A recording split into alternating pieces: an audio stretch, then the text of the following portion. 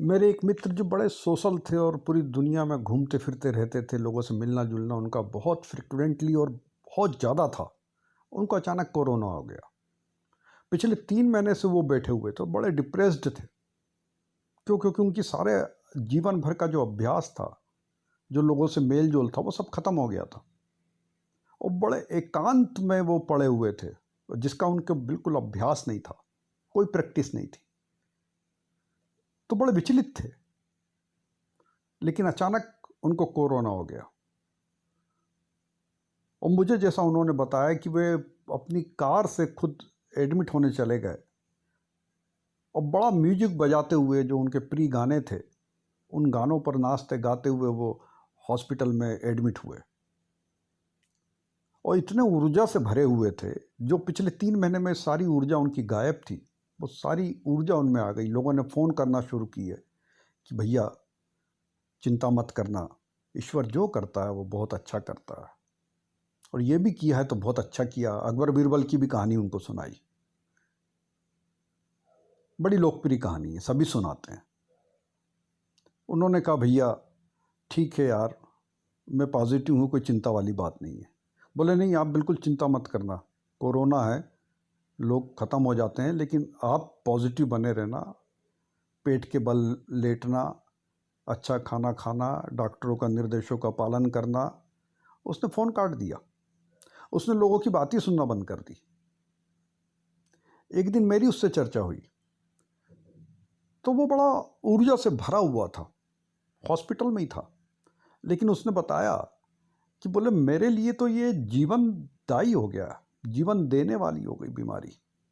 मेरा जीवन यदि और 10 दिन में लॉकडाउन में फंसा रहता, और 10 दिन में यदि घर में बैठा रहता, तो मैं मानसिक रूप से इतना विचलित हो गया था कि मैं ख़त्म हो जाता।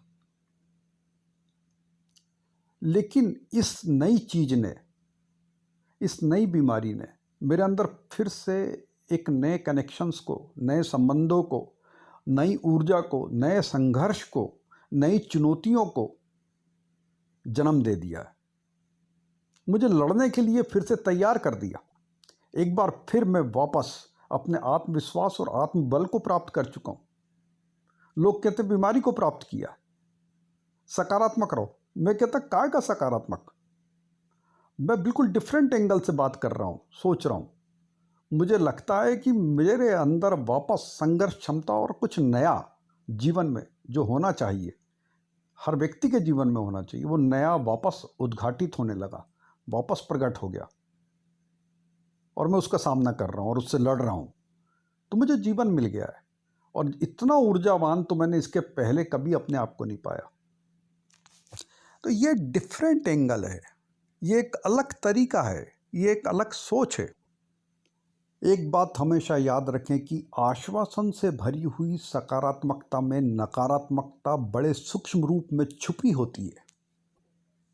और जो व्यक्ति डिफरेंट एंगल से सोचना शुरू करता है, वो सकारात्मकता और नकारात्मकता दोनों को ही पीछे छोड़ देता है। क्योंकि सकारात्मकता और नकारात्मकता दोनों ही आपको आपके जीवन में घटित हुई घटना से जोड़े रखती है, अटैच्ड किए रहती है। तो नया करने पर वो विवश नहीं करती। लेकिन जब आप नया कुछ करते हैं तो इन दोनों चीज़ों से डिटैच हो जाते हैं, अलग हट जाते हैं, इनसे अलग होके सोचने लगते हैं और करने लगते हैं। यदि आप बहुत बारीकी से सोचेंगे तो आप पाएंगे कि सकारात्मकता आपको एक खास तरीके की अंधकार भरी गुफा की ओर ले जाती है, उसे बाहर नहीं निकलने देती। जैसे असाध्य बीमारी, यदि असाध्य बीमारी हो जाए जिसका कोई इलाज हो ही नहीं, तो सकारात्मकता आपको कहीं ना कहीं केंद्रित करने पर विवश कर देती। मंदिरों का निर्माण, चर्चों का निर्माण, इनके पीछे यदि कोई बहुत सोच है तो वो केवल यही है कि जो चीज़ हम बूझ नहीं पाते हैं, जिनका सॉल्यूशन नहीं है, जिनके बारे में हमको पता नहीं है, जो अज्ञेय है या अज्ञात है, उन सारी चीज़ों के लिए हम मंदिरों में चले जाते हैं। क्योंकि उसका हल ना डॉक्टर के पास है, ना इंजीनियर्स के पास है, ना किसी और के पास है। तो एक आश्वासन और एक संतुष्टि हमें कहीं मिलती है तो वो उस डायरेक्शन में मिलती है। तो इसलिए उस डायरेक्शन से अलग कहीं जाना नामुमकिन हो जाता है।